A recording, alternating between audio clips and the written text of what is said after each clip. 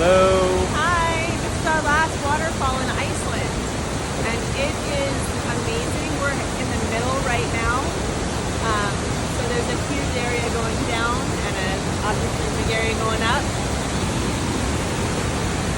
So this is the up, and it just keeps going and going and going, and we are scarily at the top of a giant fall.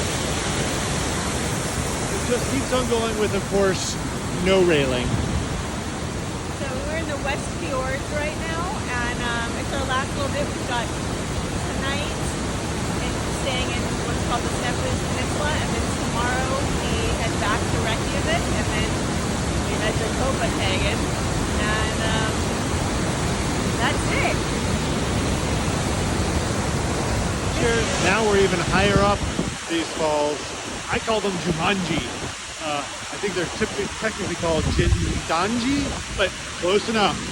They really look like they're out of a movie set.